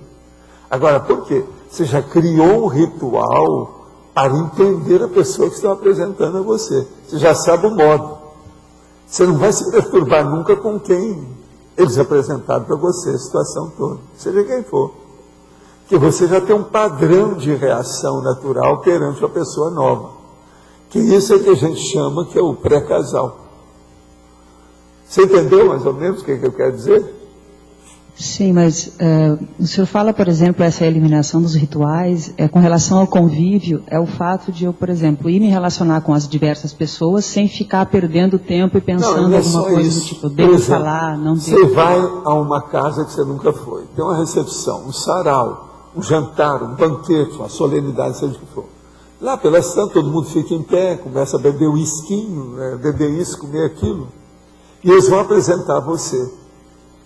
A apresentação daquelas pessoas, o ato da apresentação para você, todo mundo é igual. Não tem diferença nada com isso perante você. Isso aí é um dos elementos básicos que mostra que você já dominou seu ritual. Se começar e você ter choque com qualquer coisa nisso aí, é porque você ainda não está bem ainda. A questão da apresentação, a introduce you, você está entendendo esse negócio? É seríssimo dentro do problema social, a gente vê. Agora, onde isso ocorre mais, justamente são nos saraus, nas recepções noturnas, etc., que a pessoa está de nightgown, etc., tal, o homem está enfrapelado, está de summer, né, tuxedo e outras coisas mais.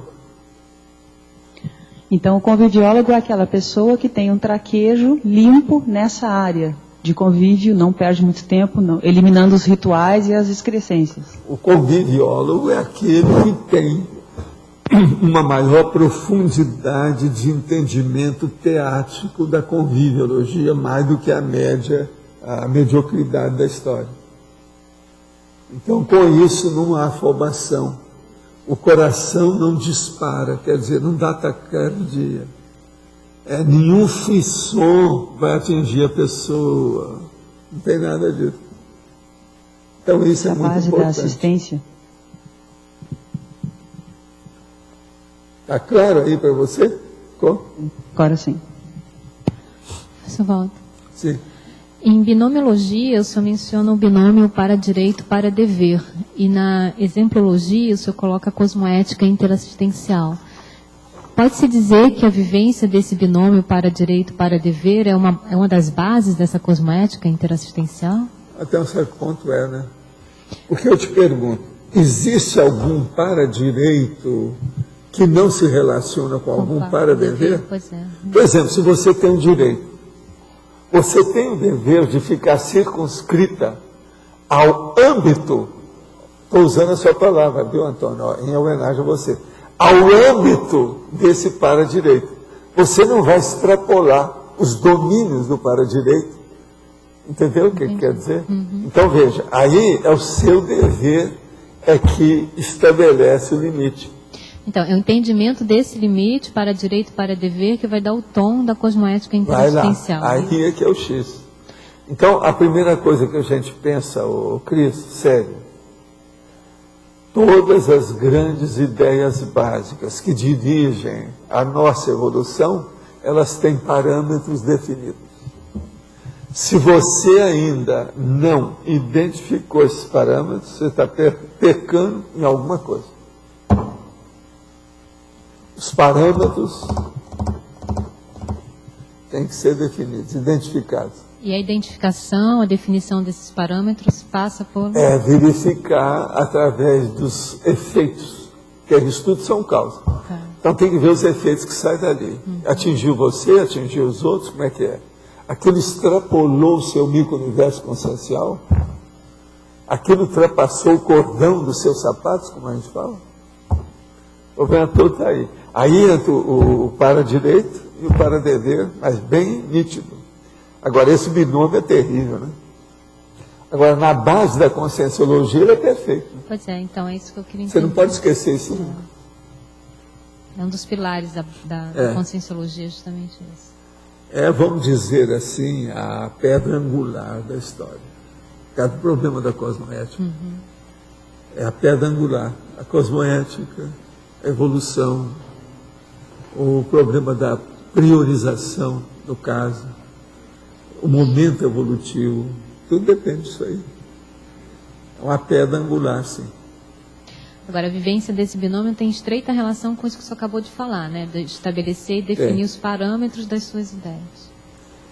Agora, tudo é ver o parâmetro, sabe?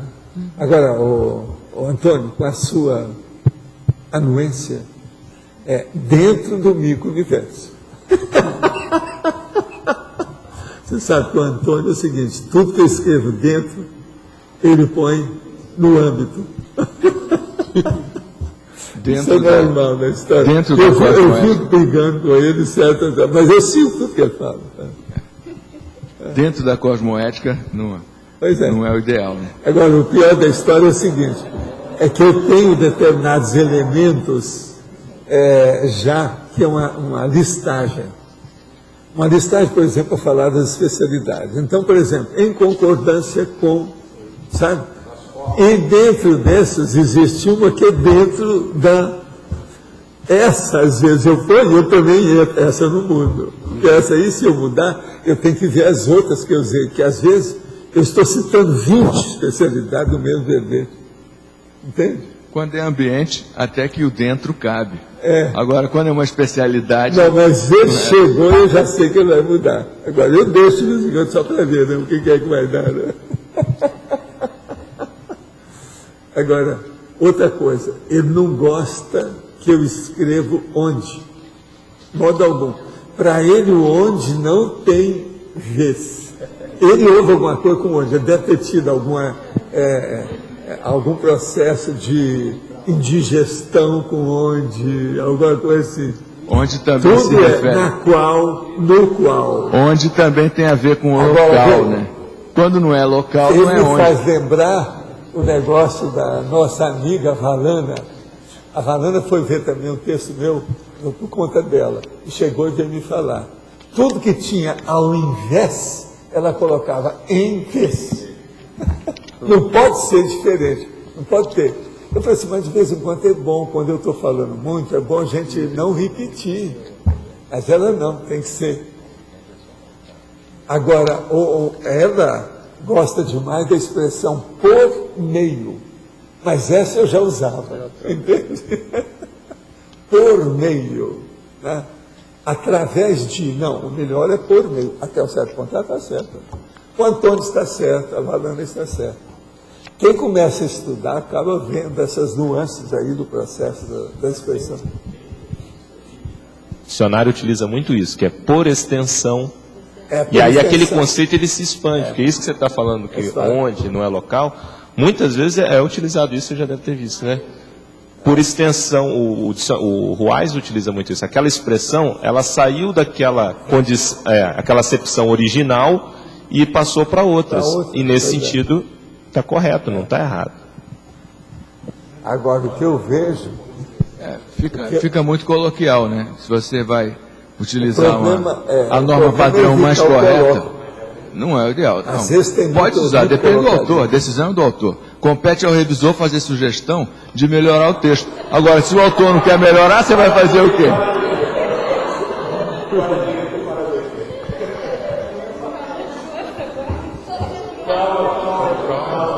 Agora aqui, ó. Eu não estou vendo lógica. Eu me lembro bem que uma vez eu escrevi lá os dados, e lá no Rio, eu escrevi lá os dados, etc. Então, escrevi, não sei o que é, do povão e assim. Agora, eu lembro que no Rio, veio a Pia Steiner, eu falei assim, Valdo, põe isso em itálico. Seu texto está todo de ciência, você vai falar em povão, dentro do texto de ciência, você vai, por que não? Se estou analisando o processo, está mexendo com a demografia, uma opção de coisa, tem que ser. Mas, então coloca em itálico. Então, lá vou eu colocar o povão em itálico em favor dela. Você entendeu? Tem coisa que a gente nunca esquece. O primeiro sutiã você nunca esquece. Você entendeu? A gente fica guardando para ver como é que é. Mas como o Valdo falou, a gente vai estudando e vai vendo. Então, por exemplo, a diferença entre norma padrão e norma culta. Uma coisa é você falar, eu conheço ela. No coloquial está perfeito. Coloquial, agora outra coisa é você escrever eu conheço ela. Não é isso. E as traduções como ela. Nossa, eu estou lendo um livro lá que só ontem à noite eu anotei 3 como ela em 10 páginas. Tinha como ela. Agora, esse é o tradutor, né? No caso é o tradutor, porque o livro é traduzido. Agora, eu marco essas coisas todas, porque se amanhã eu for citar o cara, eu já sei o que eu tenho que evitar. Se eu citar aquilo, eu ponho entre parênteses, cite. Só para mostrar que eu vi. Que é o jeito. Agora, o que eu vejo é o seguinte. Você já deve ter notado, o próprio Antônio já deve ter notado. Eu faço um esforço danado para educar a linguagem popular. Né? Você já viu? A das coisas mais difíceis que tem é fazer isso. É a educação da linguagem popular. É muito difícil. Para os outros que eu estou falando. Isso, da norma culta para a norma padrão. É o processo, o problema da linguagem erudita para a linguagem popular, né? A normal. Agora, nós, de vez em quando, até temos que falar nessas coisas, né? A etimologia, por exemplo, usa essas expressões. Conforme a etimologia que a gente escreve, nós temos que falar norma culta ou qualquer coisa nesse sentido. E às vezes você não pode fugir. Tem expressões que são só da norma culta. Tem outras que praticamente elas arriaram na norma popular e ficaram. É difícil sair daquilo. Agora, o problema é arranjar, vamos dizer aí, outras expressões que sejam sinônimos, alguma coisa nesse sentido. Não tem jeito. A própria neologística se estabelece nesse princípio. Né? O termo pensene, né? É muito mais adequado do que o próprio termo neologística. Eu uso neologia e neologística. Entendeu? Tudo é de propósito. Agora, mesmo a questão da extensão, dependendo do termo, não é que seja uma linguagem. Às vezes até passa para a linguagem erudita, a extensão da acepção original. Então isso vai depender, são uma série de circunstâncias. Vocês não viram lá o que é que o Haroldo escreveu a meu respeito. Ele falou que eu embolo todo mundo, mesmo aquele que está acostumado com a língua. A hora que chega que eu começo a falar, porque eu falo sem parar, ele falou lá. Você deu lá no início? Agora, é sempre assim, esses caras que escrevem muito igual ele, que é autor, eles vêm por causa do meu jeito, né? Até um certo ponto eu domino da língua na confabulação. Entendeu? E isso aí, por exemplo, isso sempre impressionava os americanos. Entende? Agora, eu quando estava bom mesmo nos Estados Unidos, mesmo com o meu broken English, eu falava tão rápido igual esses caras do hip hop, esse povo todo, você está entendendo? Aquilo impressionava. A hora que eu começava a falar isso, mas dentro de uma linguagem mais nobre, mais elevadinha, isso cria problema para eles. Então, o americano às vezes tem dificuldade nessas coisas. Muita dificuldade. Cada facilidade que ele tem com o próprio idioma que ele usa. Isso aí é sério. Você sabe disso, né? Você viu isso por lá, né? Gente, então, os nossos comerciais, por favor, estão no horário. As pontuações da tertúlia de hoje foram 24 votos online, 22 perguntas respondidas online, 12 perguntas presenciais e 32 assinaturas no livro de presença. Após a leitura dos verbetes, vamos ter 4 recados. Glinha, Play C, Antônio, Revista Consciência, Roberto, debate SEAEC, e a Sinvexis, a palestra online. A eleição do verbete para amanhã: Auschwitz, balonismo, barriga de aluguel, basbaquice, base extrafísica, base intrafísica, consim trancada, elitismo cultural, expressão intercambiável, interpretação seletiva, linguagem denotativa, reciclogenia. Glínia, você pode falar. Estou representando aqui a Organização Internacional de Consciencioterapia, que está fazendo um trabalho de chamada de trabalhos em parceria com a IEC, realizando a 6ª Jornada de Saúde da Consciência e o 4º Simpósio, nos dias 22, 23 e 24 de outubro de 2010, com Marta Pensene, Assistência Universalista. Para que esse evento se concretize, nós estamos solicitando trabalhos. O prazo para a entrega dos trabalhos, envio dos artigos, é até o dia 28/9/2008. Maiores informações, entrar em contato com a OICER pelo telefone 3025-1404 ou mandar o artigo para o e-mail pesquisa@oicer.org.br. Obrigada. Bom, pessoal, em nome do editorial do SEAEC, nós queríamos convidar a todos para o lançamento da mais recente edição da revista Consciência. Ele estava marcado para agosto, mas devido aí aos adiamentos dos eventos, ele foi remarcado agora para sábado, dia 5 de setembro. Sábado, 5 de setembro, de 15 às 18 horas. O objetivo é de aproximar aí os autores de artigos com os pesquisadores da CCCI no sentido de melhorar a interação e facilitar, então, a produção de pesquisas conscienciológicas. Nós vamos ter aí a presença dos autores, né, que vão estar aí falando e apresentando as suas pesquisas. O autor Marcelo da Luz vai falar sobre um artigo que ele relacionou religião e violência. A gente vai ter também o artigo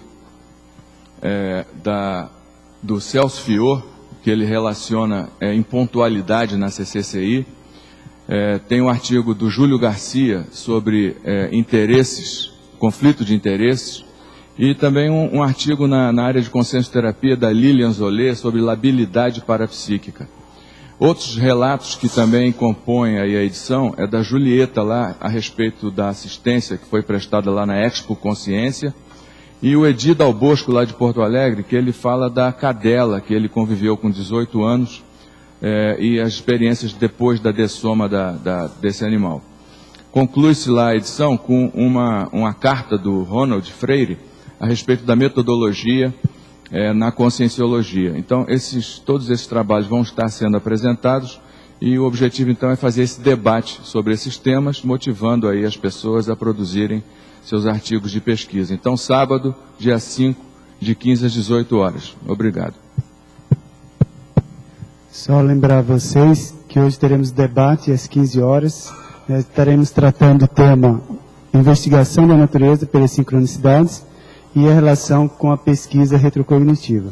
Então, trata do artigo que foi publicado no Journal, número 40.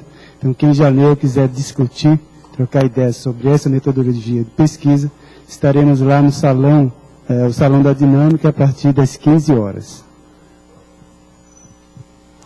A Sinvexis convida hoje para a palestra online, feita pela professora Silvia Muradas, que é superação de conflitos e Sinvexis. Acontecerá hoje às 15 horas, podem acessar o site da Sinvexis, que é www.sinvexis.org. O verbete vencedor para amanhã é base extrafísica com 18 votos. Obrigada e boa tarde a todos.